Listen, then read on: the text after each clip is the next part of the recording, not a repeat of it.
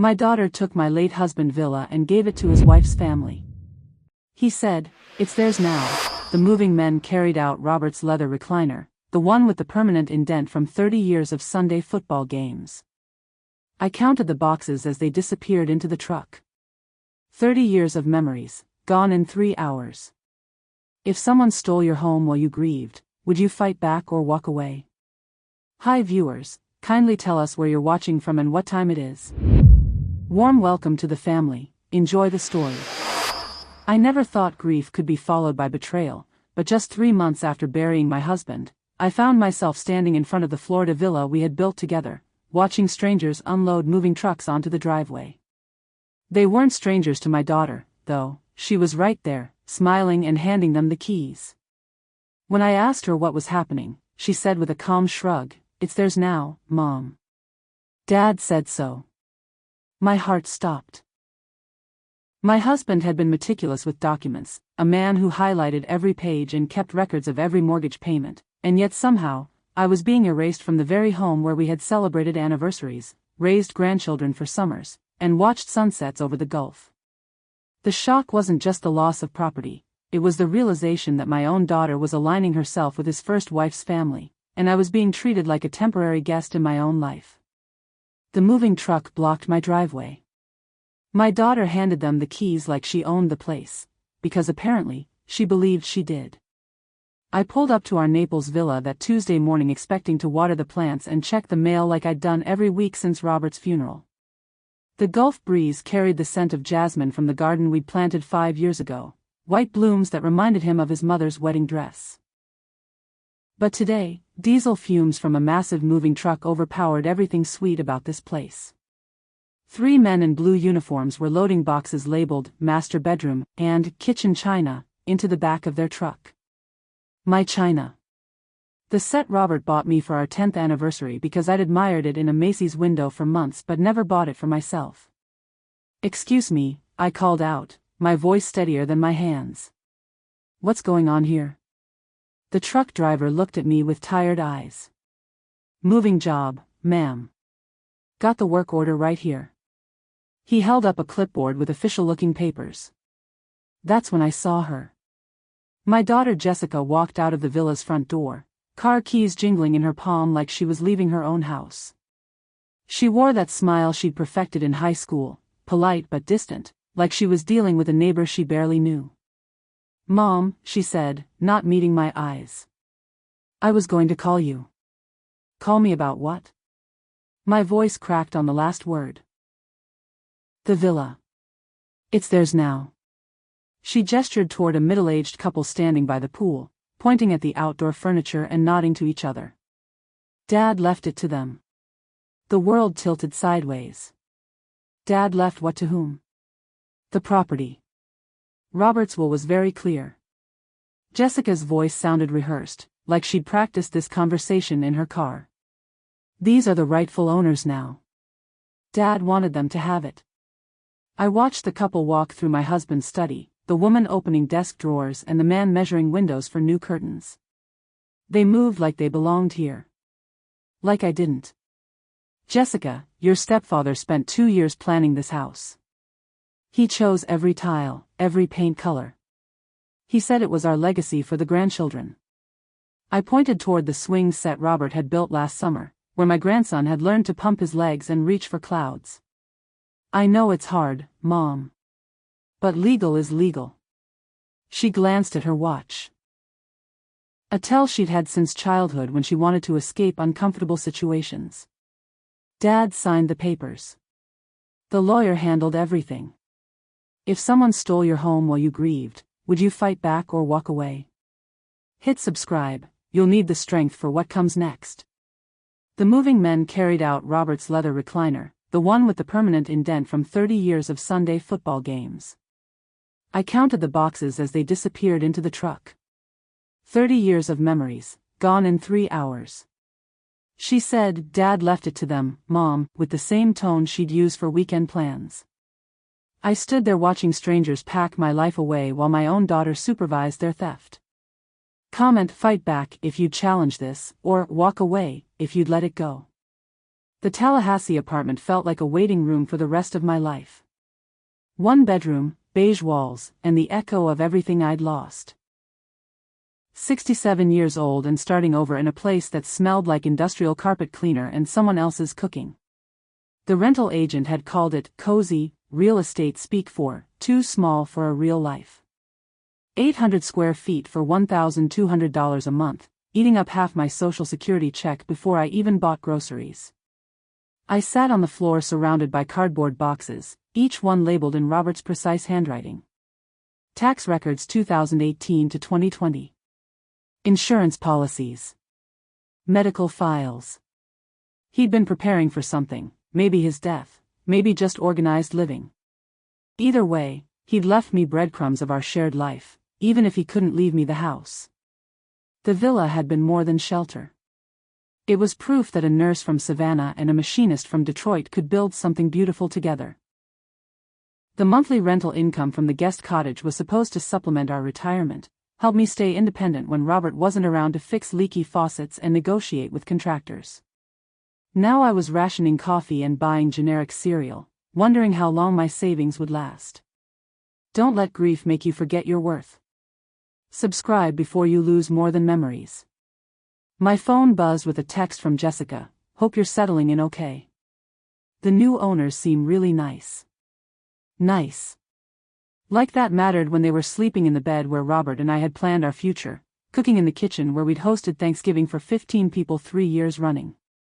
I opened the box labeled personal papers and found Robert's reading glasses folded on top of a stack of medical forms. His last eye exam, dated 2 weeks before the stroke. Patient reports occasional confusion with complex tasks, the doctor had noted. Recommend follow-up in 6 months. 6 months that never came. Underneath the medical forms, I found something that made me stop breathing. A yellow legal pad, the kind Robert used for everything from grocery lists to home improvement plans. The top sheet was covered in his handwriting, pressed deep into the paper like he'd been bearing down hard with the pen. Draft after draft of letters he'd never sent. Crossed out lines, rewritten thoughts, margin notes to himself. Most of it was illegible, but one line jumped out like it was written in neon: "Villa stays with her. Proof in file drawer B." Her. Not them. Her. Me. My hands shook as I turned the page. More drafts, more crossed out words, but the message was consistent. Robert had wanted me to keep the house. He'd written it over and over, like he was trying to convince himself or remember something important. In the last box, beneath insurance papers, I found his yellow legal pad. Draft letters. Half-finished thoughts. And one line that stopped my heart. Villa stays with her. Proof in file drawer B. But which file drawer? Where had he hidden the real will? Ever found evidence that changed everything? Drop a pen emoji if you've been there. His handwriting looked like he was fighting time itself. Every letter pressed deep, like he knew someone would try to erase his words. I spread the legal pad pages across my tiny kitchen table, trying to piece together Robert's final thoughts. The yellow paper was worn soft at the edges, handled repeatedly. Some pages had coffee stains, others bore the circular marks from where he'd set his water glass down while writing. Page 1 was mostly illegible scribbles, but I could make out fragments. "Jessica doesn't understand." And, "First wife still bitter." And then, clear as day, "Must protect what we built." Page 2 showed draft after draft of the same letter, each version crossed out and rewritten. "To whom it may concern, the Naples property at 4127 Gulf Shore Drive belongs to my wife." Crossed out. "Dear Jessica, your stepmother deserves security in her old age." Crossed out. "Legal notice, the villa inheritance should reflect our joint investment." Crossed out. But page 3 stopped me cold. Robert had written the same sentence 5 different times, each version slightly different but the message identical. Villa stays with her. Proof in file drawer B. House belongs to wife. Documentation in drawer B. Inheritance secure. Evidence file drawer B. Property protected. Check drawer B files. She keeps house. Proof drawer B. 5 times. Like he was drilling it into his memory, or maybe trying to drill it into mine. The margins were filled with smaller notes: bank safe deposit, office filing, home study, and then, in shaky letters that looked different from his usual writing, password, Jasmine 2019. Would you trust handwritten notes over official documents? Tell me why in the comments. I flipped through more pages, finding fragments of conversations he must have had with lawyers or family members. Names I didn't recognize.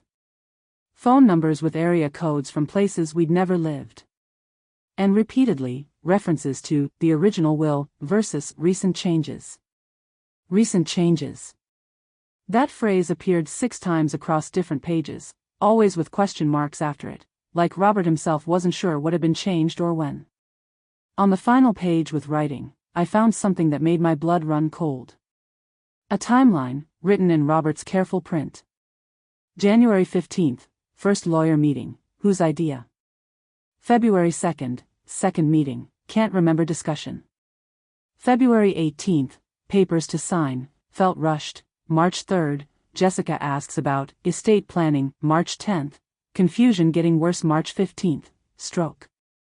The timeline showed 5 meetings with lawyers in the 2 months before Robert's death. 5 meetings I knew nothing about. And that note, can't remember discussion, suggested his mind was already slipping when major decisions were being made. But the most chilling part was Jessica's name on the timeline. She'd been asking about estate planning while Robert was losing his mental clarity, and I'd been working extra shifts at the hospital, trusting my daughter to help her stepfather with whatever he needed. File drawer B, but which file drawer? The villa office, the bank, or somewhere else entirely? He'd hidden the proof, but where? The password, Jasmine 2019, had to mean something. Jasmine was the scent from our garden, and 2019 was the year we'd finally paid off the villa mortgage. Maybe Robert had been more careful about protecting our future than I'd realized. But first, I had to find drawer B. The attorney's waiting room smelled like leather and lost causes. I clutched the legal pad like a life raft. Marcus Webb, Esquire, had been Robert's friend since their Navy days in the 1970s. If anyone would tell me the truth about my husband's final months, it would be Marcus. His law office occupied the bottom floor of a converted Victorian house in downtown Tallahassee, the kind of place that whispered old money and older secrets. Helen, Marcus said, rising from behind a desk covered in case files and coffee rings. I'm so sorry about Robert. I should have called sooner. He looked older than his 72 years, with white hair that needed cutting and glasses that had seen better decades. But his handshake was firm, and his eyes were sharp when I placed Robert's legal pad on his desk. I found this in his things, I said. References to file drawer B, meetings with lawyers I've never heard of, and timeline notes that don't make sense. Marcus adjusted his glasses and began reading. His expression shifted from curiosity to concern to something that looked like anger. Helen, did Robert ever mention meeting with other attorneys after his diagnosis? What diagnosis? He had high blood pressure and some memory issues, but nothing serious enough for the neurologist's report from February. Marcus opened a file cabinet and pulled out a thick folder. Robert brought me copies of his medical records. Early-stage dementia, probably brought on by small strokes we hadn't detected yet. The room tilted. Dementia? He never told me about any dementia. He was scared. Thought you'd treat him differently, maybe put him in a care facility. Marcus spread the medical reports across his desk. But Helen, if he was meeting with other lawyers during this period, and if they were pressuring him to make major estate changes. Legal battles drain everything you have. Subscribe now, don't face yours alone. That would be elder abuse, I finished. Exactly. Marcus leaned forward, his lawyer instincts fully engaged. Property transfers require witnesses who actually witness the signing. They require mental competency evaluations if there's any question about the person's decision-making ability. And they require full disclosure to all affected parties. He pulled out a thick folder marked Web, Property Transfer Analysis, and opened it to reveal photocopied documents, highlighted sections, and sticky notes covered in Marcus's careful handwriting. "I've been investigating the villa transfer since you called yesterday," he said. "The witness signatures belong to people who live in Ohio and Michigan. I called both of them this morning." My heart stopped. "And? Neither one has ever been to Florida. Neither one has ever met your husband. Yet somehow, they both witnessed him sign away your home on March 12, 3 days before his stroke, when he was already showing significant cognitive decline." He pulled out the witness information, names, addresses, phone numbers. "Two people who lived 3 states away and had never met my husband, yet had somehow watched him sign away my home. Trust the process or trust your gut? Which would you choose?" Marcus closed the folder and looked me straight in the eye. "Helen, someone forged those witness signatures. This isn't just about your inheritance anymore. This is fraud. The witness signatures belong to people who lived 3 states away and had never met my husband. Yet somehow, they'd watched him sign away my home." Marcus handed me a yellow notepad with 2 names written in his careful script: Thomas Mitchell, Cleveland, Ohio, and Patricia Reynolds, Grand Rapids, Michigan. Below each name, he'd written phone numbers and the words, "Never been to Florida." "I called them both yesterday," Marcus said, settling back in his chair. "Thomas is a retired plumber who hasn't left Cleveland in 5 years due to his wife's health issues. Patricia is a school secretary who's never taken a vacation longer than a weekend in Mackinac Island." My hands trembled as I stared at the names. But their signatures are right there on the document. I saw them. Oh, the signatures exist. Beautiful penmanship, actually. Confident strokes, proper spacing, completely legible. Marcus opened a manila envelope and pulled out photocopies of the witness page. Too perfect, if you ask me. Most people sign documents quickly, sloppily. These look like someone took their time. He placed a magnifying glass over the signatures. "See how both signatures use the exact same pen pressure? Same ink flow? Most people who witness documents together don't coordinate their writing instruments." I studied the signatures through the magnifying glass. He was right, they looked almost identical in style, like the same hand had written both names while trying to disguise the handwriting. "So what does this mean?" I asked. "It means whoever orchestrated this property transfer needed witnesses to make it look legitimate, so they borrowed 2 names from people who would never find out their identities had been stolen." Marcus pulled out his phone. "Thomas Mitchell was very upset when I explained what his name had been used for. He's willing to sign an affidavit stating he never witnessed any documents in Florida. Fraud this elaborate takes planning. Who do you think orchestrated this? Share your theories below." My mind raced through possibilities. Who had access to random names from Ohio and Michigan? Who knew enough about legal procedures to forge witness signatures convincingly? And who had the motivation to steal my inheritance? Marcus, who initiated the property transfer process? Who contacted you about changing Robert's will? His face darkened. "That's the thing, Helen. I didn't handle Robert's final will changes. He told me in January that he was getting some family input and would be back in touch. I never heard from him again." Family input from whom? He mentioned Jessica was helping him understand some complicated family dynamics. Said there were old debts that needed to be settled before he could finalize the estate properly. Marcus closed the witness file and opened another folder. "But Helen, I've been Robert's attorney for 12 years. There were no family debts. No complicated dynamics that required will changes." The room felt colder suddenly. "So who handled the final paperwork?" "That's what we need to find out." Marcus picked up his phone. "I'm calling the clerk's office to request the full filing record. Every document, every signature, every notary stamp. If this was done properly, there should be a clear paper trail. And if it wasn't done properly? Then we have a federal crime on our hands." The notary seal looked perfect. The signatures looked real. But 2 witnesses swore they'd never left their home states that week. Marcus dialed the courthouse while I stared at those impossible signatures, wondering how many other widows had been erased with borrowed names and forged documents. She answered on the first ring, like she'd been waiting for my call. Her voice was Robert's daughter, but her words belonged to someone else. "Stephanie?" I said into my phone, pacing my small apartment. "This is Helen. Robert's wife. We need to talk." A pause. Then, "Oh. Hi, Helen. I wondered when you'd call." Stephanie was Robert's daughter from his first marriage to Linda, who died of cancer in 1987. She lived in Tampa with her own family and had visited the villa exactly twice in the 30 years Robert and I were together. Both visits had been awkward, filled with sideways glances and conversations that stopped when I entered the room. "Stephanie, I'm trying to understand what happened with the villa. Jessica says Robert left it to you and your family, but I can't find any documentation."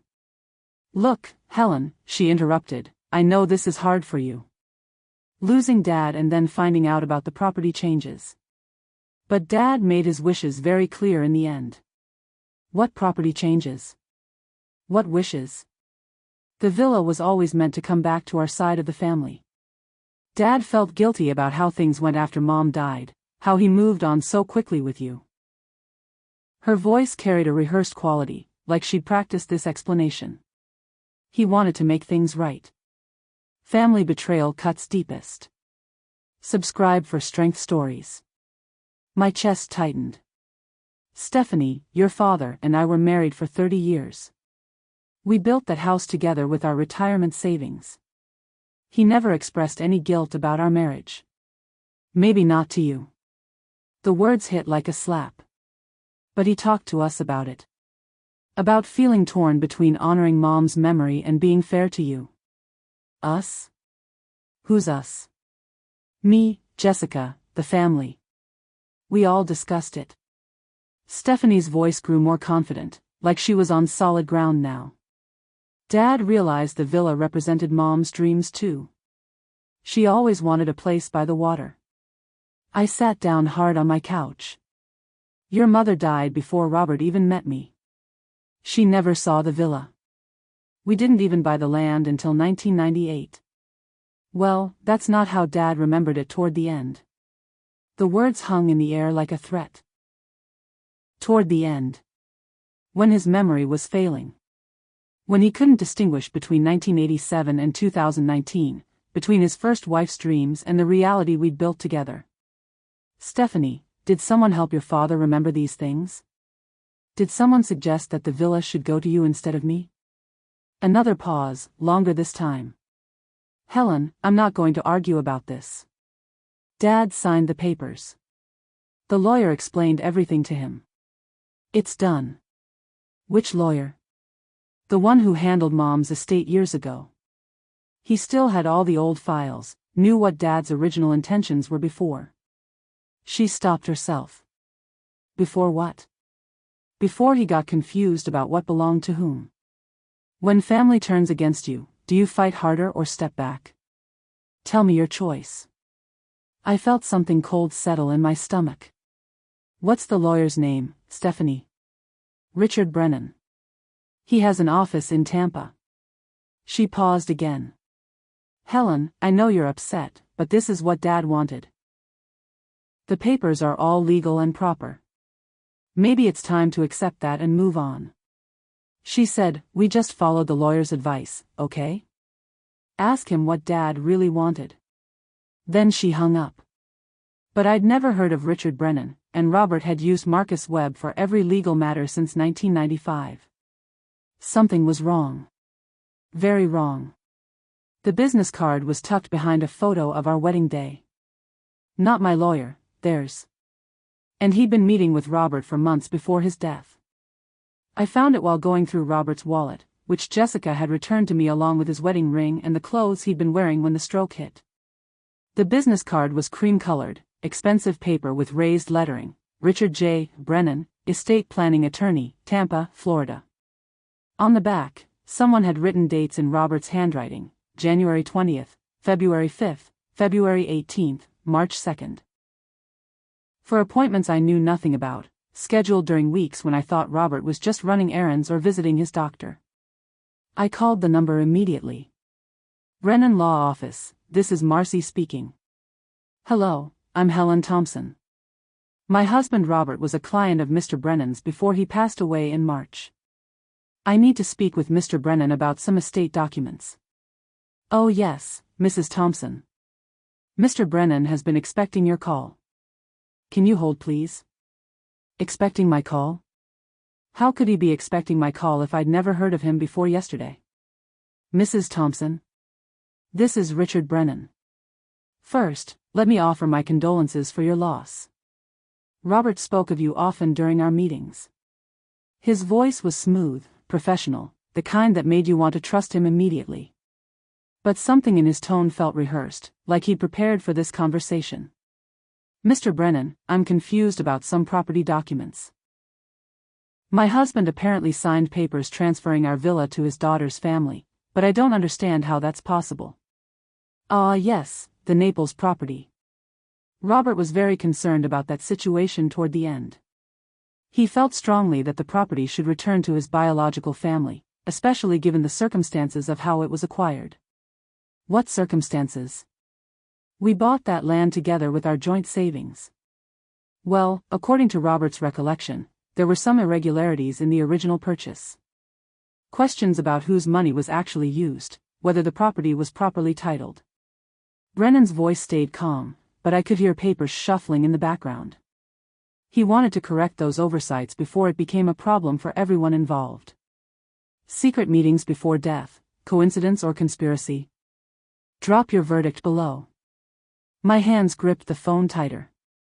Mr. Brennan, Robert never mentioned any irregularities. He kept meticulous records of every payment, every document. I have copies of everything. Memory can be unreliable in elderly clients, Mrs. Thompson. Robert was quite confused about many financial details during our meetings. That's why we moved quickly to clarify his true intentions while he was still able to communicate them. Moved quickly? The estate revision. It was completed just days before his medical emergency, thankfully. Robert was very relieved to have everything settled properly.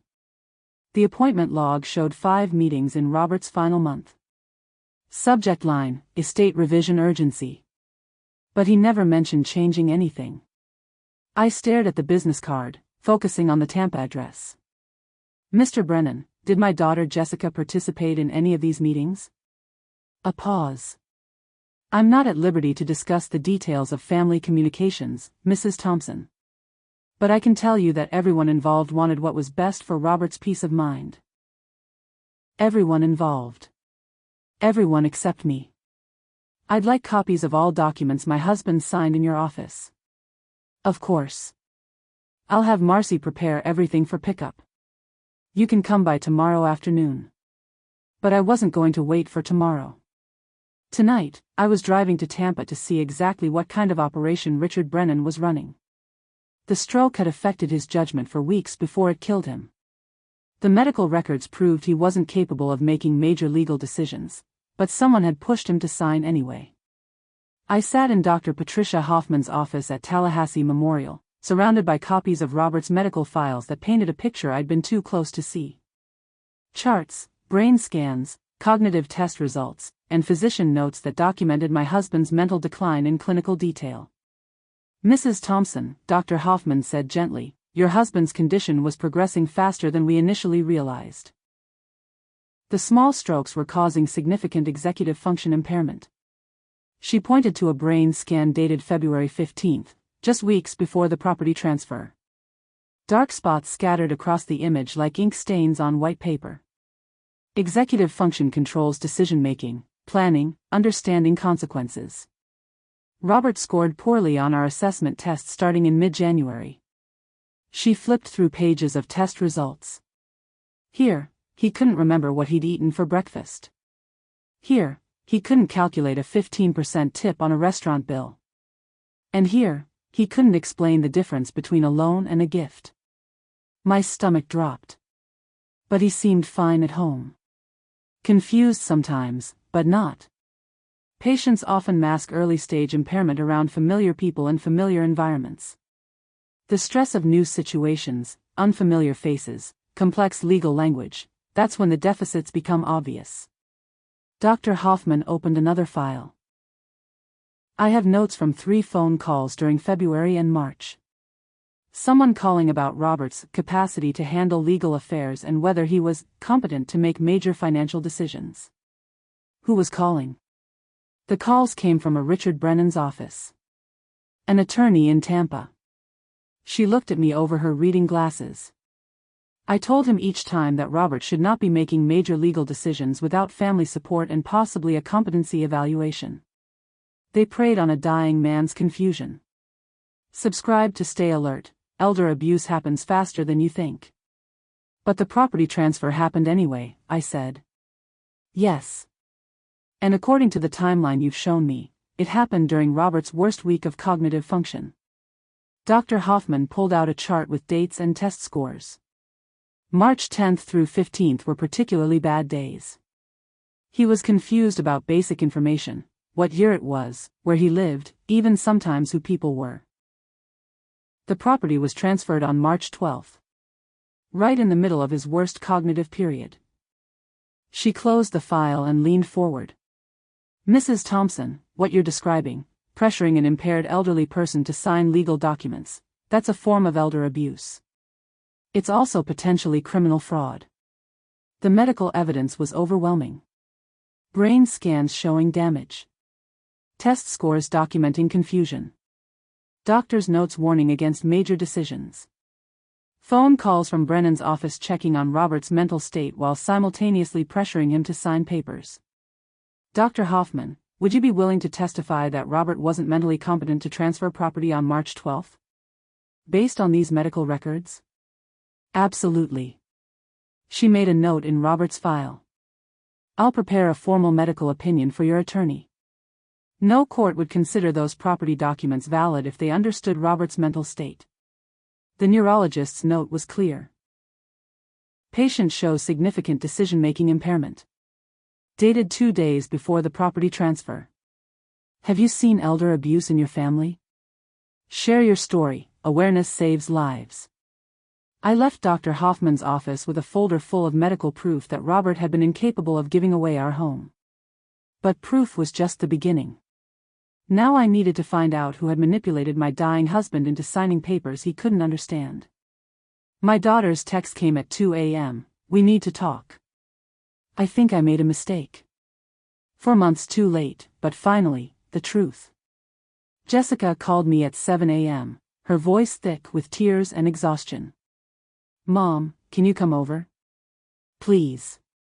I need to tell you something about the villa." I drove to her house in Gainesville with my heart pounding, not sure whether to feel hopeful or terrified.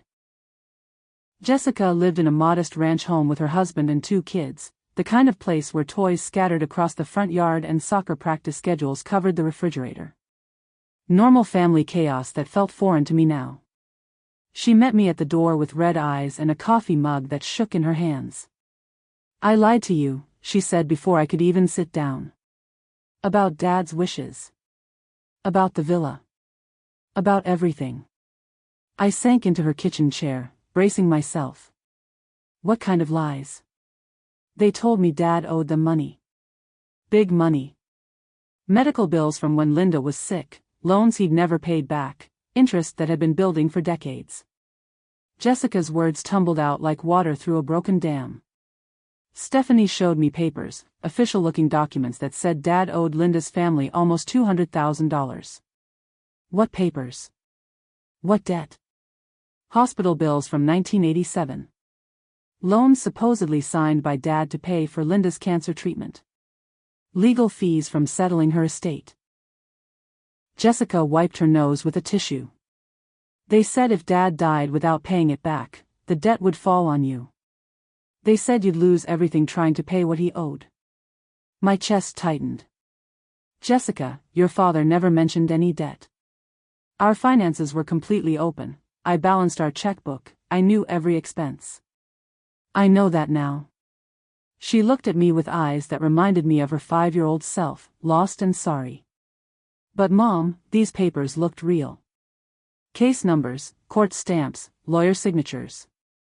And Stephanie was crying when she showed them to me, talking about how Dad had abandoned their family financially after Linda died. Forgive the manipulation victim or hold them accountable? What's your take?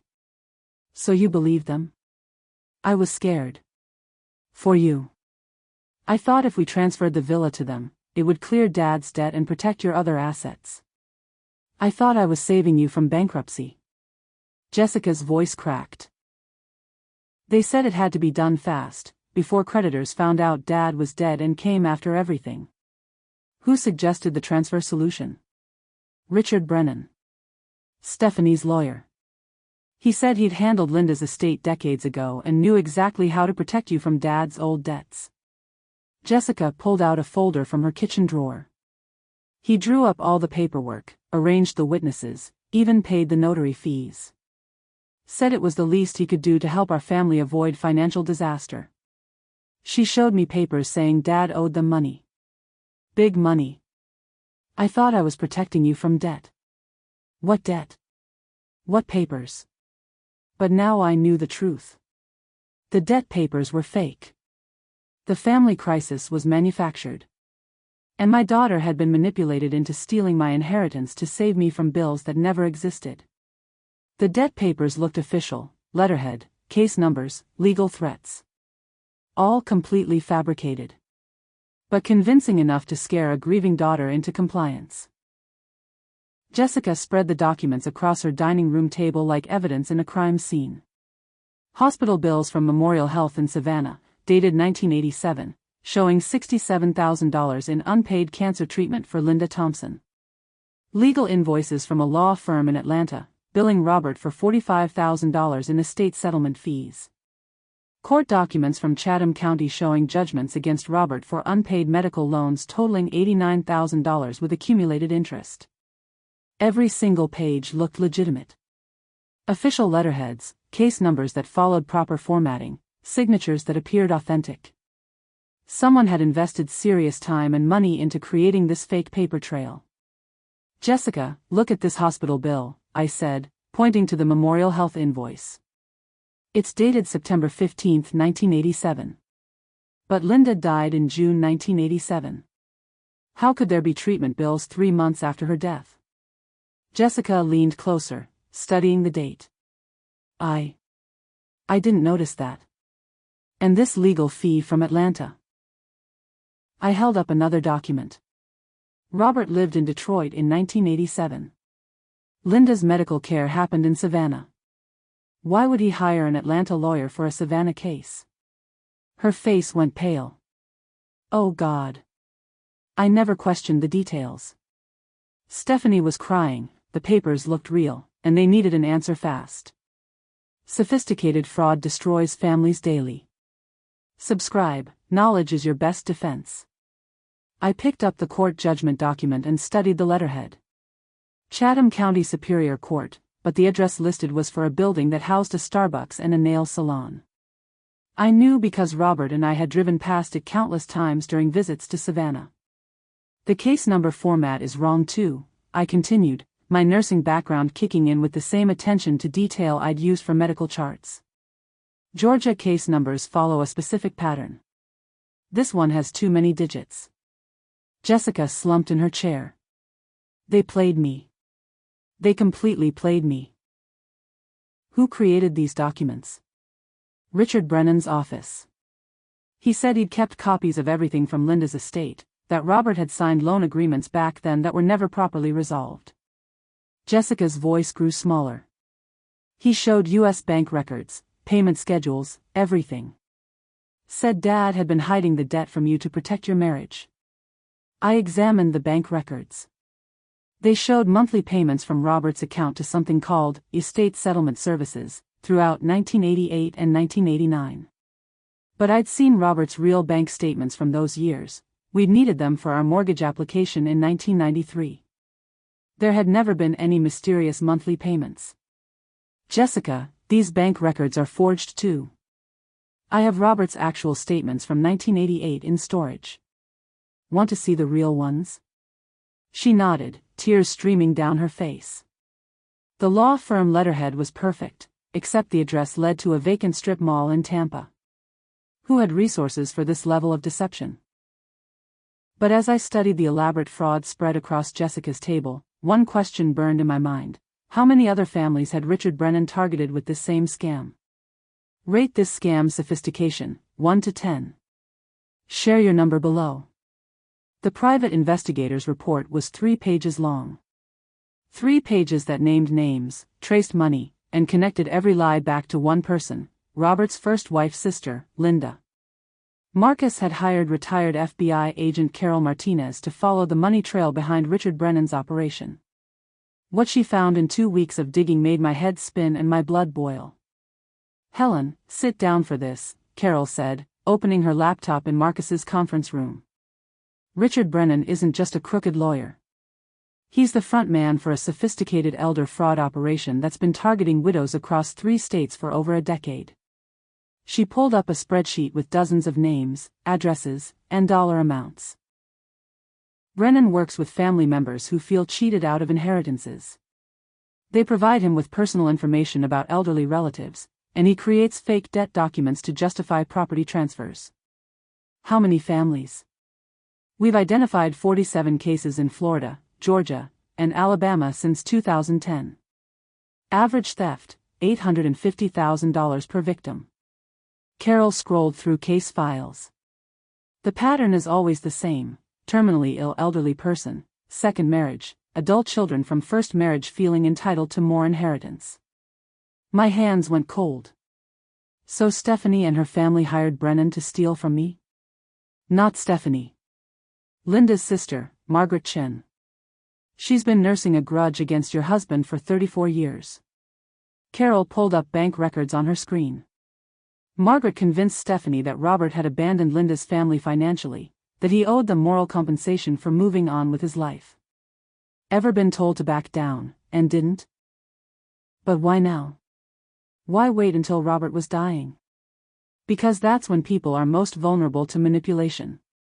Guilt, confusion, fear of leaving family conflicts unresolved. Carol clicked through more documents. Margaret contacted Richard Brennan in November 2020, right after Robert's cancer scare. She provided family information, financial records, property details, everything Brennan needed to build his fake debt case. The timeline made 6 sense now. November 2020 was when Robert started having memory issues. When he began questioning himself about old decisions, worrying about whether he'd been a good father to Stephanie, whether he'd honored Linda's memory properly. Margaret fed Brennan the emotional ammunition. Carol continued. Stories about Linda's dying wishes, claims about promises Robert had supposedly made, guilt about moving to Florida instead of staying closer to Stephanie's family. And Brennan used that to manufacture fake debt? Exactly. He created a narrative where Robert owed Linda's family financial compensation, then produced documents to support that narrative. Carol showed me bank records from Margaret's account. Look at these deposits. $50,000 in January, $75,000 in February, $125,000 in March, right after each of Robert's meetings with Brennan. Is this enough to challenge the filings? My chest burned with rage. She sold my home and split the money with a criminal lawyer. Gets worse. Margaret convinced Jessica that cooperating was the only way to protect you from financial ruin. Jessica thought she was saving you from bankruptcy. Carol closed her laptop. Brennan's operation depends on family members who genuinely believe they're helping. The pieces clicked together like a lock opening. Margaret's decades of resentment. Brennan's expertise in elder manipulation. Jessica's misguided protection. Stephanie's coached responses. And Robert, confused and dying, signing papers he couldn't understand to resolve conflicts that existed only in other people's minds. She'd been planning this since Robert's cancer diagnosis 2 years earlier. Every document, every witness, every lie, all traced back to her Tampa office. 2 years of planning to steal a widow's home. React with one word below.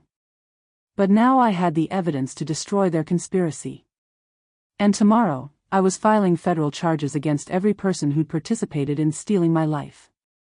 The lawsuit papers were filed at 9 a.m. sharp. Fraud, elder abuse, conspiracy, forgery. 4 federal crimes with evidence to match. Marcus had worked through the weekend preparing the federal complaint.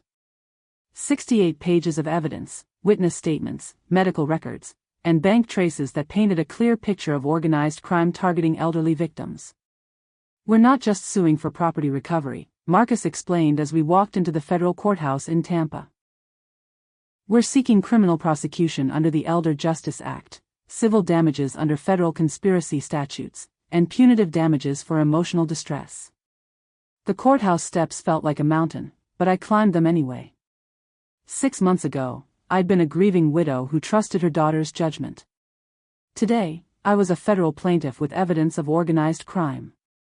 Carol Martinez met us at the metal detectors with a thick briefcase. Got the final bank records this morning. Margaret Shen has been running this scam with Brennan for 12 years. Minimum 40 victims. Conservative estimate, $34 million stolen. 34 million? My voice echoed in the courthouse lobby.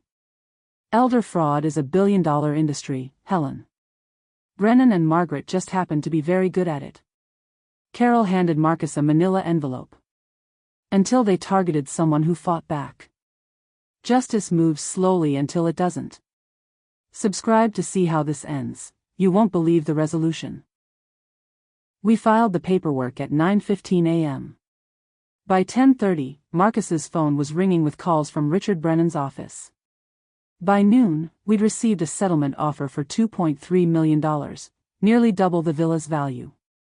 They're panicking, Marcus said, reviewing the settlement terms. Full property restoration, legal fees, damages for emotional distress, and a confidentiality agreement prohibiting you from discussing the case publicly. Confidentiality?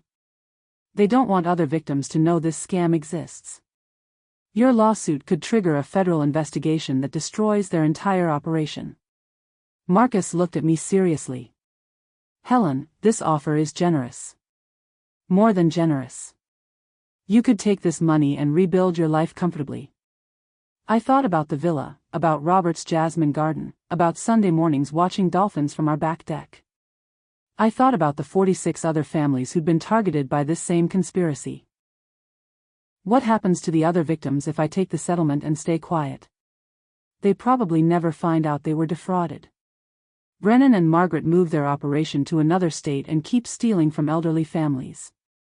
Federal crimes mean serious time. Predict the sentence in the comments. That afternoon, I called the federal prosecutor handling our case. Ms. Rodriguez? This is Helen Thompson. I want to reject the settlement offer and proceed with full criminal prosecution. Mrs. Thompson, are you sure? The settlement is substantial, and federal trials can take years. I'm sure. I looked out my apartment window toward the direction of Naples, where my villa sat empty while legal battles raged.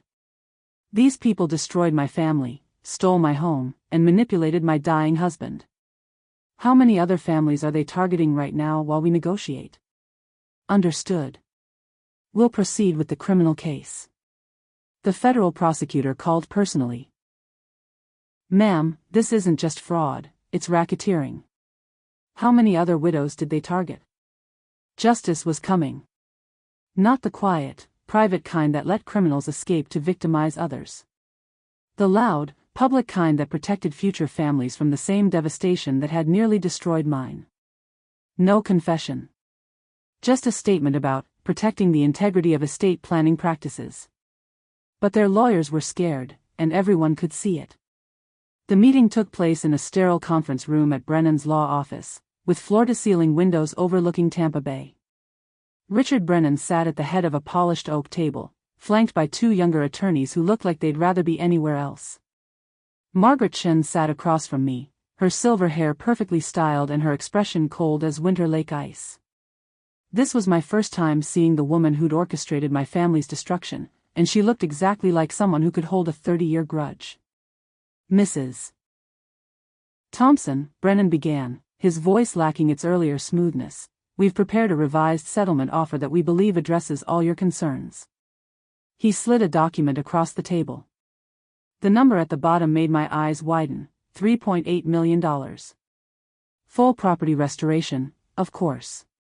Complete legal fee reimbursement. Substantial compensation for any emotional distress you may have experienced. And a timeline that puts you back in your home within 30 days. What's the catch? I asked. No catch. Just a standard confidentiality agreement preventing discussion of private family legal matters. One of the younger lawyers spoke up. This protects everyone's privacy and prevents unnecessary public attention. Marcus leaned forward. Translation: they don't want other victims to learn about their fraud operation.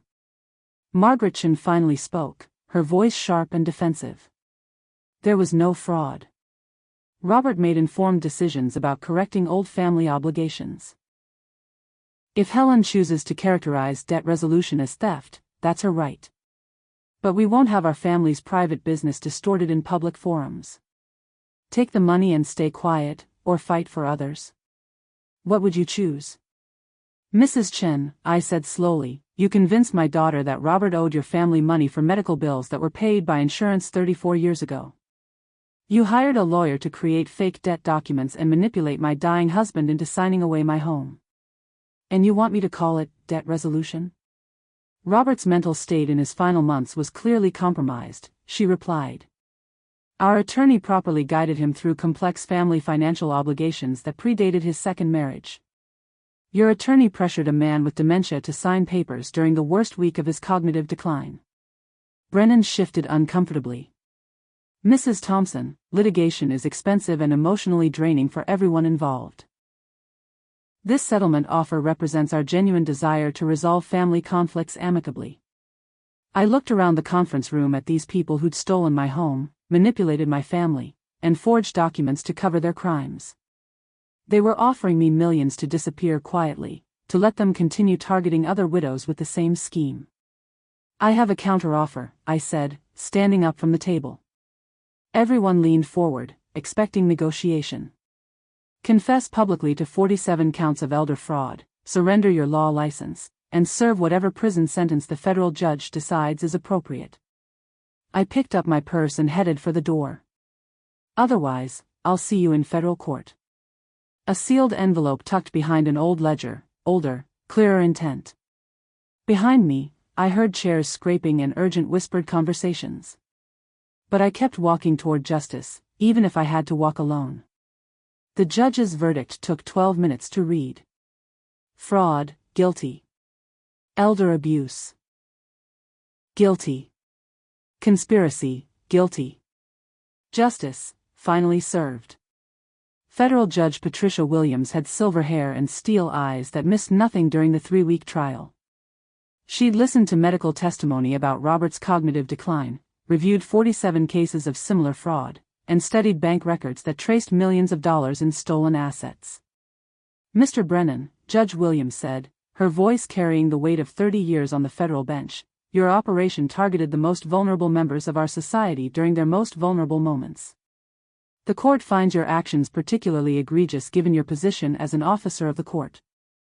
Richard Brennan stood perfectly still as the judge continued. His expensive suit couldn't hide the defeat in his shoulders. The evidence shows a deliberate, systematic exploitation of elderly persons suffering from cognitive impairment, executed through sophisticated document forgery and witness fraud. Judge Williams reviewed her notes. Mr. Brennan, you are sentenced to 12 years in federal prison, followed by 5 years supervised release. Justice won, but the fight took everything. Subscribe if you're facing your own battle. Courage is contagious. Margaret Chen received 8 years for conspiracy and elder abuse. Her lawyer had argued that she was simply seeking fair compensation for old family grievances, but the judge wasn't buying it. Ms. Chen, your 30-year campaign of resentment culminated in the systematic theft of millions of dollars from elderly victims. The court is particularly troubled by your manipulation of family relationships to execute these crimes. Stephanie and Jessica were granted immunity in exchange for their testimony. Both had been manipulated, but both had also chosen to trust suspicious documents without asking hard questions. The judge sentenced them to 200 hours of community service with elder advocacy organizations. Perhaps, Judge Williams said, working with other elderly fraud victims will help you understand the human cost of your family's choices. The villa keys felt different in my hand when the marshal handed them back, heavier somehow, but also more solid. Real. Mine again. Outside the courthouse, Jessica hugged me for the first time since Robert's funeral. Mom, I'm so sorry. I should have trusted you instead of those papers. You were trying to protect me, I said, meaning it. But next time, ask me before you save me. Carol Martinez joined us on the courthouse steps with news that made the victory even sweeter. Helen, 23 families have come forward since your case went public. 23 families who recognize the same fraud pattern. Your lawsuit broke open the biggest elder abuse conspiracy in Florida history. Victory tastes different when you fight alone. Share your own justice story below. The local news stations were already reporting the sentences. Widow's legal battle exposes $1 million elder fraud ring. Tampa attorney gets 12 years for targeting grieving families. Federal judge, systematic exploitation of vulnerable adults. But the best part wasn't the headlines or the money recovered.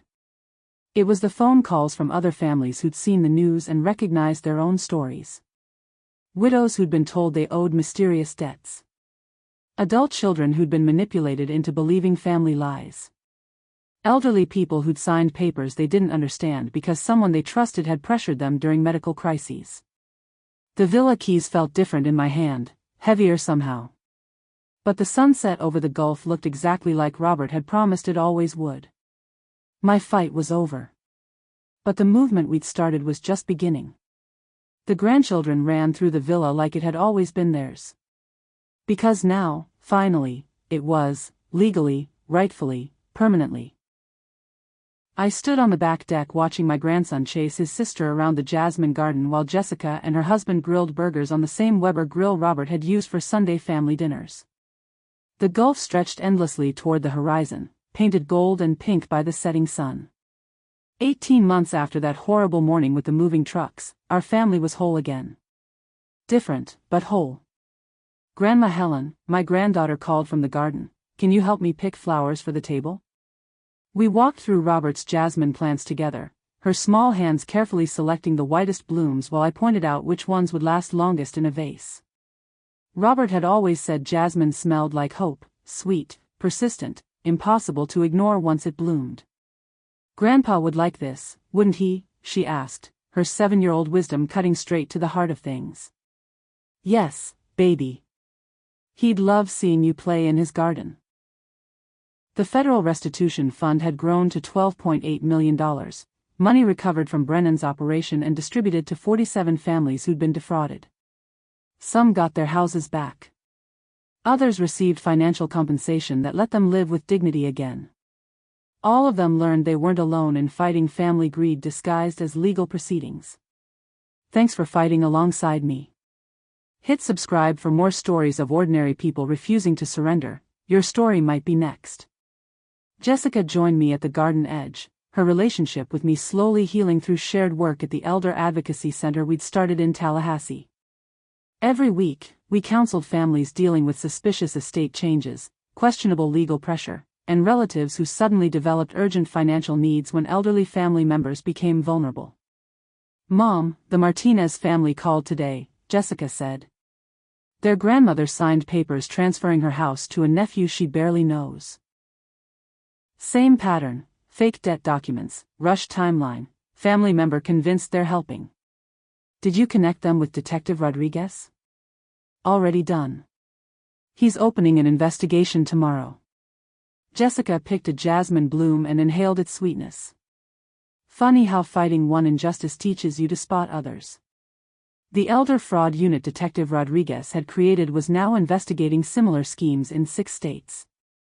Brennan's conviction had opened doors to prosecuting other operations that preyed on aging Americans and their families. Margaret Shen was serving her sentence at a federal facility in Georgia, where she spent her days in a prison laundry instead of planning elaborate thefts. Her letters to Stephanie had stopped months ago, apparently, federal prison didn't allow outgoing mail to co-conspirators. Richard Brennan lost his law license permanently and would spend the next 8 years thinking about the families he'd destroyed for money. His Tampa office was now a victims' rights clinic that provided free legal help to elderly fraud survivors. What does it take for someone to truly reclaim their life? Share your thoughts below. As the sun set over the Gulf, I sat in Robert's favorite chair on our deck, surrounded by the laughter of grandchildren who would inherit this place legitimately someday. The villa was restored, the family was healing, and other families were being protected from the same conspiracy that had nearly destroyed us. The Gulf breeze still carried Robert's laughter through the villa halls. But now it carried something else too, the voices of every widow who refuses to be erased. Drop the one lesson you'll carry from this fight. I read every comment.